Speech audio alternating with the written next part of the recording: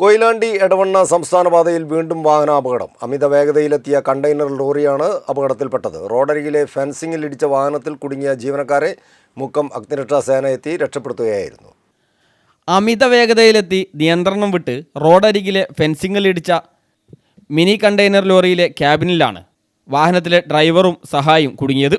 തിങ്കളാഴ്ച ഉച്ചയ്ക്ക് 2:45 കൊയിലാണ്ടി എടവണ്ണ സംസ്ഥാന പാതയിലെ ഓടത്തെരുവിലാണ് സംഭവം. മഞ്ചേരി സ്വദേശി അമീർ, മലപ്പുറം സ്വദേശി പ്രസാദ് എന്നിവർക്കാണ് പരിക്കേറ്റത്. ഇവരെ വാഹനം വെട്ടിപ്പൊളിച്ചാണ് മുക്കം അഗ്നിരക്ഷാസേന രക്ഷപ്പെടുത്തിയത്.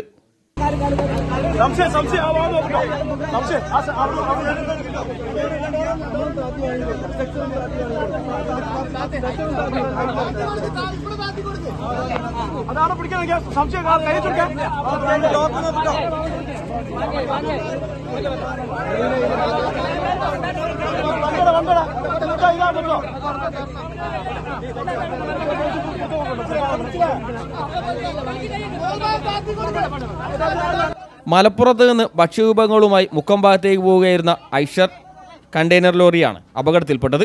ഇടിയുടെ ആഘാതത്തിൽ ഡാഷ്ബോർഡ്, സ്റ്റിയറിംഗ് ഉൾപ്പെടെ ശരീരത്തിൽ അമർന്നു. ഇതോടെ രണ്ടുപേരും വാഹനത്തിൽ കുടുങ്ങിക്കിടക്കുകയായിരുന്നു. ഓടിക്കൂടിയ നാട്ടുകാർ രക്ഷപ്പെടുത്താൻ ശ്രമിച്ചെങ്കിലും ഇരുവരെയും പുറത്തെടുക്കാനായില്ല. തുടർന്ന് മുക്കം അഗ്നിരക്ഷാസേനയെ വിവരമറിയിക്കുകയായിരുന്നു.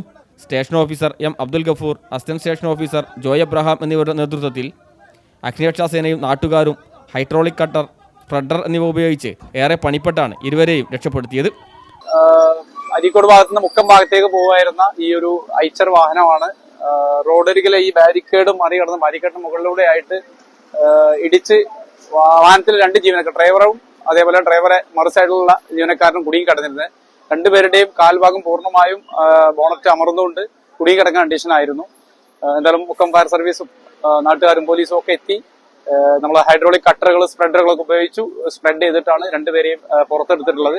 Senior fire officer Pius Augustine, സേനാംഗങ്ങളായ MC Sajith Lal, PT Aneesh, V Saleem, KM ജിഗേഷ്, KP Ajeesh, K Ajin, MV Arun, M Abhinav, MK Nikhil, Shyam Kurian, B Ashwin എന്നിവരാണ് രക്ഷാപ്രവർത്തനത്തിൽ പങ്കെടുത്തത്.